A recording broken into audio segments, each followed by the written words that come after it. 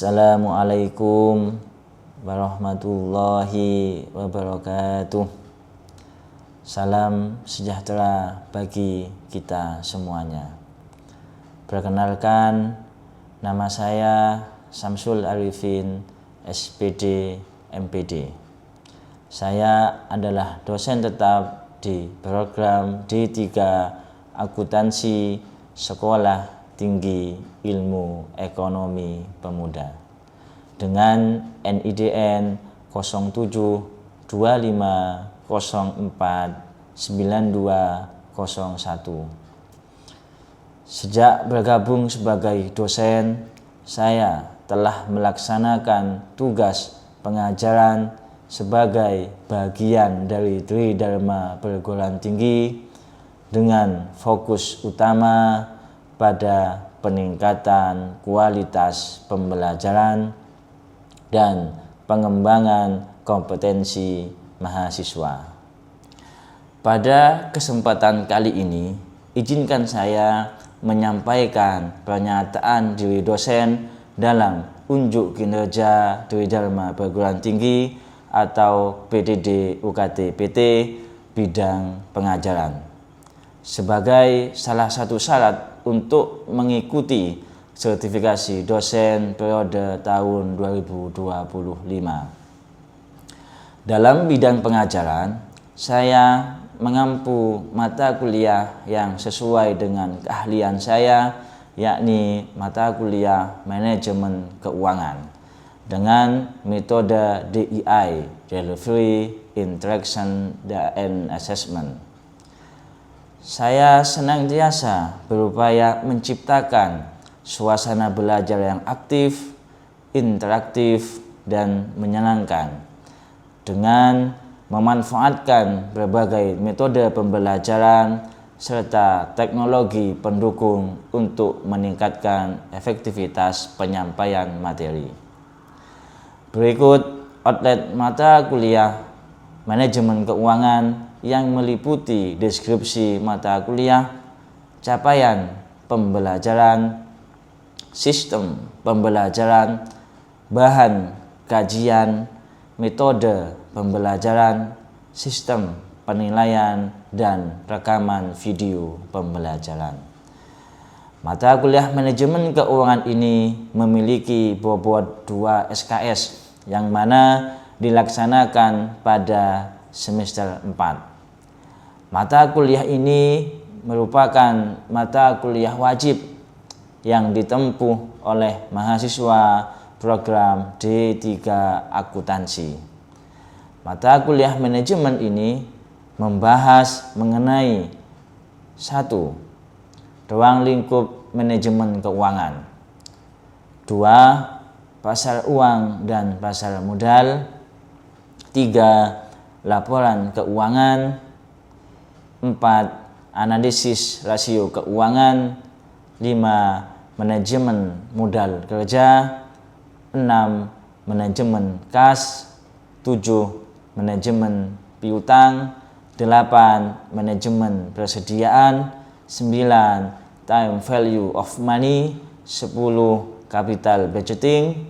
11. Teknik penilaian investasi. 12. Investasi dalam aktiva tetap atau penganggaran modal. 13. Analisis financial leverage. Dan 14. Struktur modal. Capaian pembelajaran mata kuliah manajemen keuangan adalah mahasiswa mampu melakukan analisis terhadap laporan keuangan, mampu menentukan, menghitung, dan menerapkan konsep time value of money, mampu menganalisis kelayakan investasi melalui konsep penganggaran modal,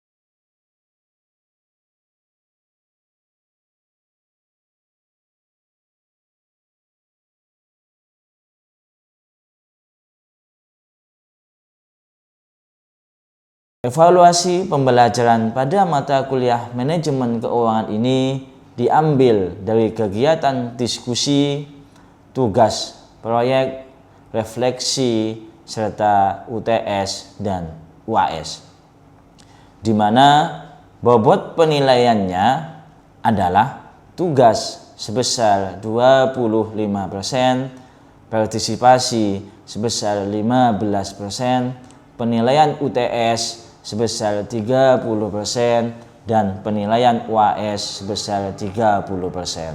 Sehingga total bobot penilaian yakni sebesar 100%. Demikian informasi yang dapat saya sampaikan mengenai mata kuliah manajemen keuangan.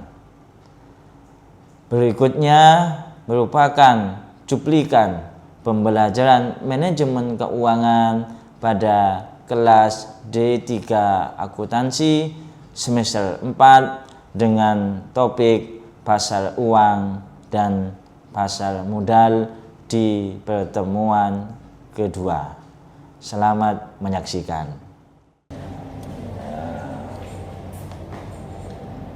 Baik, sebelumnya Assalamualaikum warahmatullahi wabarakatuh. Waalaikumsalam warahmatullahi wabarakatuh. Selamat pagi semuanya.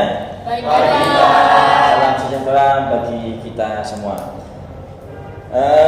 Yang pertama, sebelum kita memulai kuliah pada pagi ini, alangkah lebih baik kita berdoa terlebih dahulu.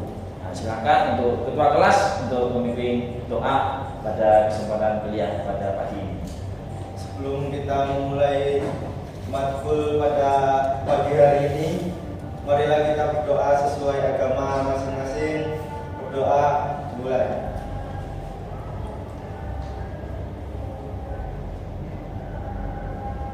Doa selesai.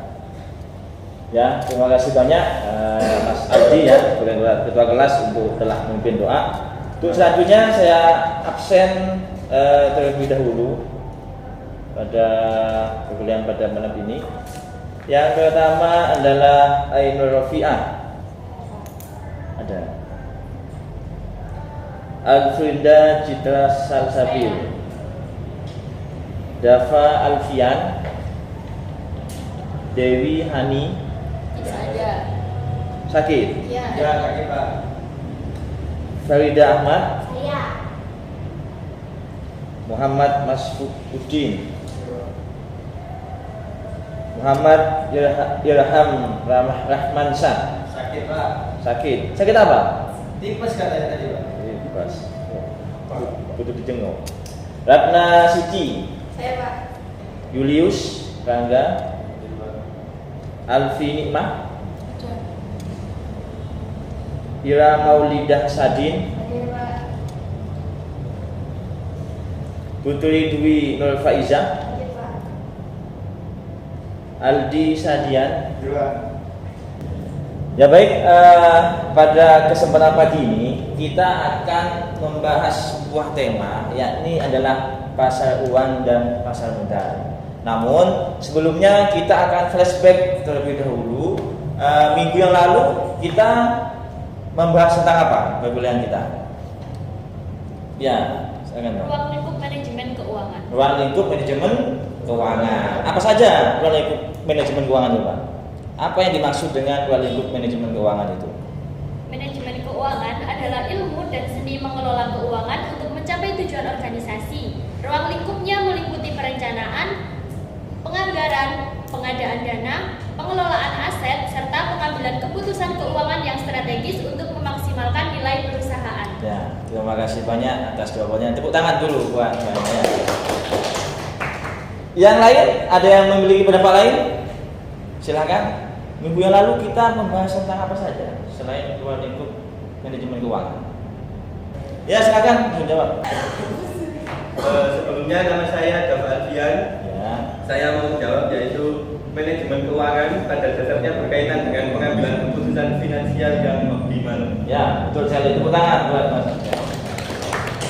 Selanjutnya, keputusan apa saja yang ada di ruang lingkup manajemen keuangan itu? Ada yang menjawab? Ya, silakan. Nama dengan nama siapa? Atas nama Ainur Rofi'ah. Ya. Yang pertama keputusan investasi, kedua putusan pendanaan, ketiga keputusan dividen, keempat manajemen aset, 5 perencanaan keuangan, untuk 6 penganggaran, untuk yang terakhir pengendalian keuangan. Ya, jadi fungsinya meliputi hal yang tadi yang disebutkan oleh Mbaknya tadi. Ada beberapa fungsi untuk pengambilan sebuah keputusan dalam manajemen keuangan. Baik, aplaus dulu untuk Mbaknya ya. Saya. Selanjutnya ya, kita akan membahas apa yang disebut dengan pasar uang dan pasar modal.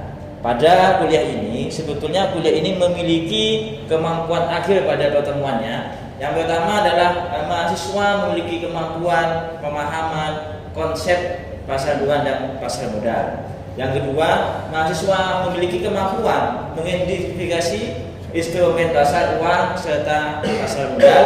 Yang ketiga, mahasiswa memahami bagaimana perbedaan hubungan antara pasar uang dan pasar modal. Baik, kalau kalian ketahui, kita mungkin yang disebut dengan pasar uang itu sudah tidak asing lagi bagi telinga kita. Nah, begitu ya. Ada yang bisa memiliki pendapat apa sih sebetulnya yang disebut dengan pasar uang itu? Saya Pak. Ya, dengan siapa? Dengan saya Rata Pak. Nah, gimana? Pasar uang berfokus pada instrumen jangka pendek. Nah, pasar uang itu berfokus instrumen dengan yang jangka pendek. Ada lagi yang memiliki pendapat lain? Ya, silakan. Dengan Mbak siapa? Farida. Farida. Menurut saya pasar uang itu tempat pertemuan antara yang pemberi dana dengan pemberi dana dengan calon konsumen. Ya, jadi sebetulnya ini ada sebuah tokoh yang menyebutkan bahwasanya Nasruddin tahun 2022 menyebutkan bahwasanya pasar uang adalah suatu sarana yang menyediakan pembiayaan, jadi betul tadi namanya dalam waktu jangka pendek, yakni tidak lebih dari 1 tahun. Pasar uang ini tidak seperti pasar modal yang dia memiliki sebuah tempat fisik. Ya. Yang kedua, pendapat yang kedua yang disebut dengan Anwaraga dan Pak Kardi tahun 2021. Pasar uang itu adalah suatu tempat pertemuan yang abstrak itu tidak ada tempatnya yang jelas begitu ya, di mana para pemilik dana jangka pendek dapat menawarkan kepada calon pemakai yang membutuhkannya baik secara langsung maupun melalui perantara. Nah, pada dasarnya kesimpulannya pasar uang ini adalah suatu tempat pertemuan abstrak di mana pemilik dana jangka pendek dapat menawarkan kepada calon pemakainya yang membutuhkan baik langsung maupun dia melalui sebuah perantara.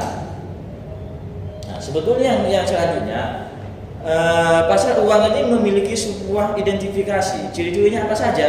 Yang pertama adalah dia menekankan, betul disebutkan bahwasanya menekankan pada pemenuhan dana dalam jangka pendek. Nah, begitu ya.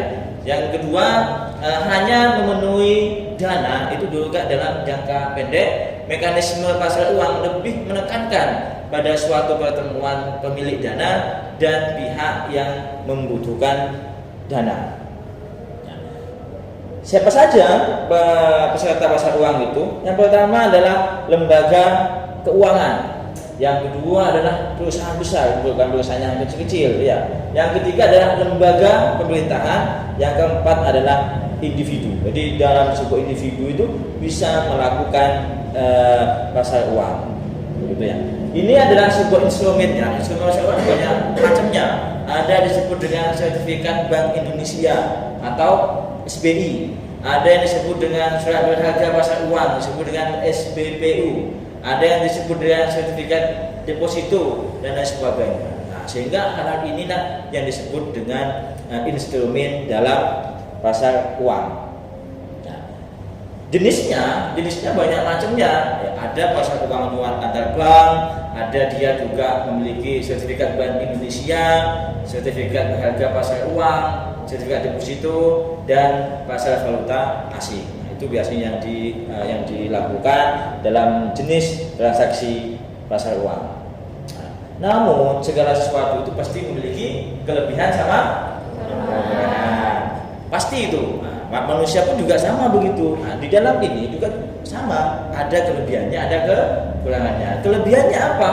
Bahwasanya pasar uang memiliki kelebihan bahwasanya sarana untuk mencari pinjaman dana jangka pendek bagi perusahaan yang mengalami kesulitan likuiditas. Jadi kalau kita punya kesulitan uang, maka di pasar uang bisa menyediakan untuk kita melakukan pinjaman dalam jangka pendek. Yang kedua, menempatkan kelebihan dana yang dimiliki oleh badan usaha. Ini badan usaha sudah kelebihan dana, ini bingung uangnya mau diapakan, sehingga dipinjamkan tadi dalam jangka pendek. Kelemahannya adalah ada risiko pasar karena terjadinya turunnya harga. Ini yang menjadi sebuah kelemahan.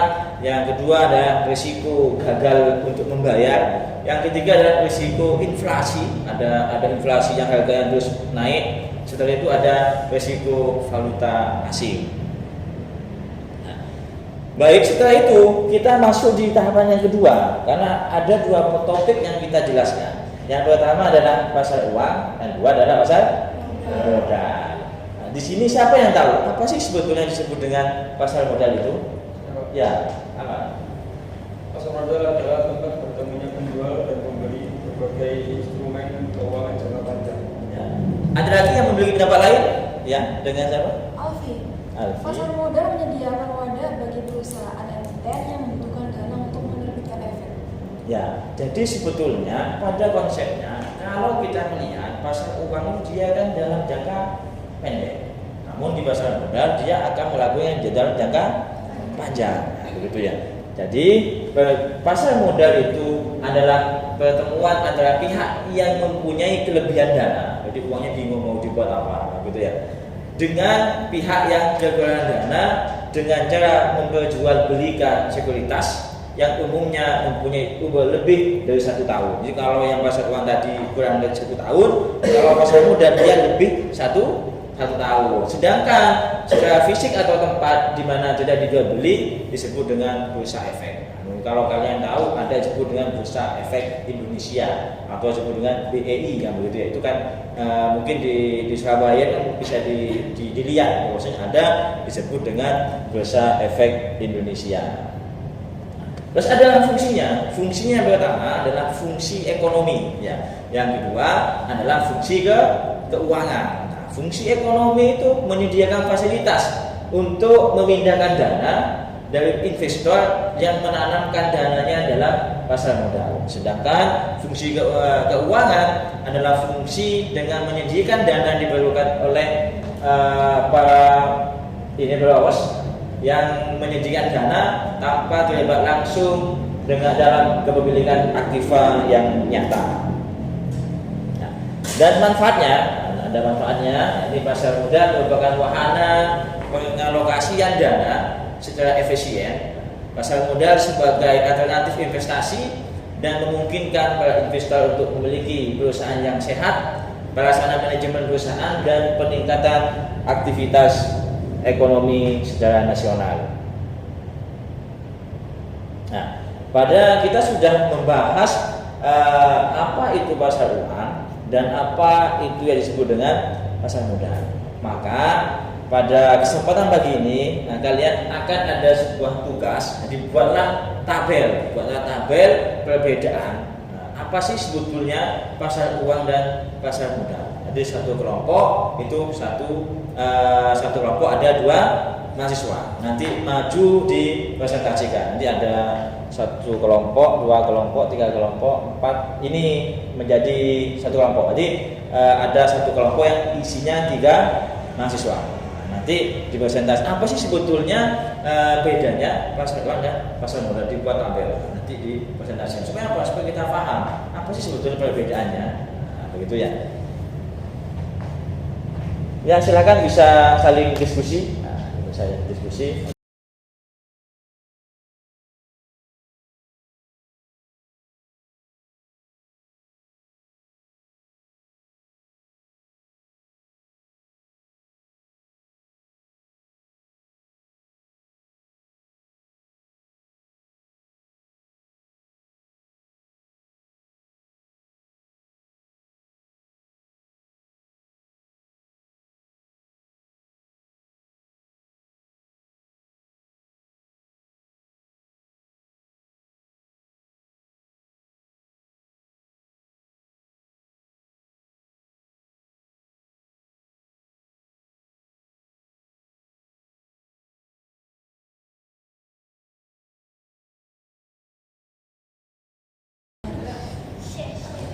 Ya baik, saya rasa waktu untuk diskusi sudah selesai dan sudah cukup. Baik, siapa kelompok mana yang ingin maju duluan, yang ingin mempresentasikan apa sih sebetulnya bedanya pasar uang dan pasar modal? Ya, silakan. Kelompok siapa dulu? Oke, silakan. Monggo. Thank Pak.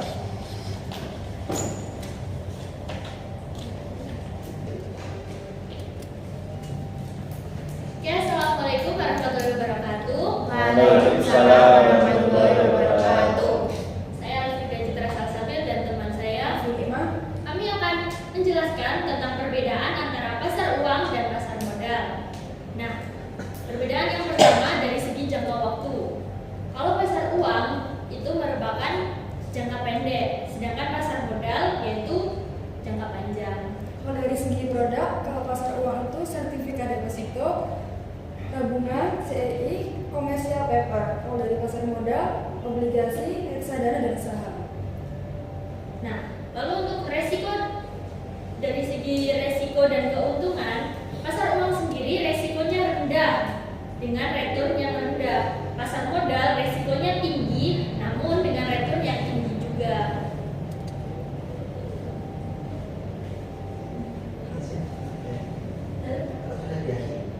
Ada di asli. Iya. Sekian presentasi dari kelompok kami. Wassalamualaikum warahmatullahi wabarakatuh. Waalaikumsalam. Ya, kita tepuk tangan dulu. Ya, terima kasih banyak. Ya baik, itulah penjelasan apa yang disebut dengan pasar uang dan pasar modal. Baik, selanjutnya silakan untuk mahasiswa ada yang mewakili untuk menyimpulkan apa kesimpulan materi pada pertemuan pada pagi ini. Ya, silakan. Ya, dengan siapa? Mas Julius Rangga. Julius Rangga. Ya, silakan. Apa kesimpulannya? Untuk pasar modal menyediakan wadah bagi perusahaan atau Ya. emiten yang membutuhkan dana untuk menerbitkan efek. Hmm. Sedangkan untuk pasar uang, tempat bertemunya pihak-pihak yang membutuhkan dana jangka pendek dengan pihak yang memiliki kelebihan dana jangka pendek. Ya, baik. Jadi tadi sudah disimpulkan oleh Mas Julius Rangga bahwasanya pasar uang itu dilakukan dalam jangka yang pendek pada intinya. Setelah itu untuk pasar modal itu dilakukan dalam jangka yang lebih panjang. Gitu ya. Baik, sebelum saya tutup pada pertemuan kuliah pada hari ini, mungkin ada yang ditanyakan dari mahasiswa? Saya Pak. Ya. Atas nama siapa? Nama Aldi Sadia. Aldi. Terus ya, apa yang ditanyakan? Itu Pak tentang sertifikat Bank Indonesia. Oh ya, baik Mas Haji ya. Sebetulnya sertifikat Bank Indonesia itu dikenal dengan istilah SBI, yang mana itu adalah sebuah surat berharga yang bentuknya utang dalam jangka panjang dan itu diterbitkan oleh pemerintah. Nah, jadi itu dijual belikan ya. Jadi istilahnya adalah sertifikat Bank Indonesia yang dikenal dengan SBI, dan itu yang menerbitkan itu adalah pemerintah. Mas Adi, bisa dipahami ya? Iya. Bisa. Baik, yang lain mungkin ada yang ditanyakan? Ya, dengan siapa? Kira Maulida Sakin. Ya, Melisatinya. Apa, Pak? Surat berharga pasar uang itu yang bagaimana, Pak? Nah, surat berharga pasar uang itu dikenal dengan istilahnya adalah SBPU, ya, bukan SPBU, SPBU bensin. Ya. Ini ada SBPU. Apa itu? Adalah suatu surat berharga yang diperdagangkan secara diskonto dengan Bank Indonesia atau lembaga keuangan lainnya yang ditentukan oleh Bank Indonesia. Jadi itu diperdagangkan oleh bank atau lembaga keuangan lainnya, yang tapi itu nanti yang menentukan itu adalah Bank Indonesia, begitu. Bisa dipahami ya? Bisa. Selanjutnya mungkin ada yang ditanyakan lagi? Ya, silakan Mbak. Saya Alfi, izin bertanya mengenai pengertian dari sertifikat deposito. Ya, sertifikat deposito Mbak itu adalah sebuah instrumen keuangan itu yang mengeluarkan itu adalah pihak bank terhadap simpanan nasabahnya dengan tingkat suku bunga dan dengan jatuh tempo yang ditentukan. Jadi kalau kita memiliki sebuah deposito, contoh nih kita nasabah di Bank BNI, kita mau mendepositokan uang kita itu bisa. Namun di sana ada sebuah jangka waktu. Jadi kita tidak kalau kita butuh itu kita tidak bisa langsung mengambilnya. Maka apa? Maka wajib jatuh tempo itu kita wajib bisa mengambilnya.